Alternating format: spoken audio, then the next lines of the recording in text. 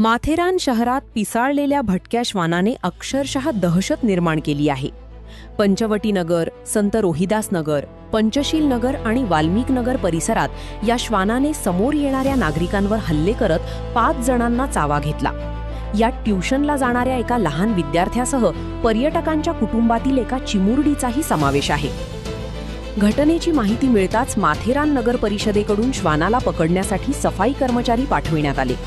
यावेळी पापा पुराबिया यांनी स्वतःच्या जीवाची पर्वा न करता पिसाळलेल्या श्वानाला पकडण्याचा प्रयत्न केला. मात्र झटापटी दरम्यान श्वानाने त्यांच्या हाताला जोरदार चावा घेतला.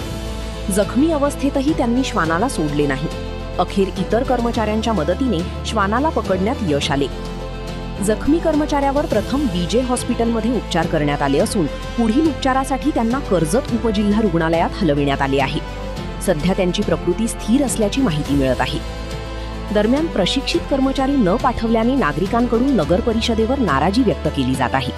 तसेच श्वान निर्बीजीकरण मोहिमेवरही स्थानिकांनी प्रश्नचिन्ह उपस्थित केले आहे.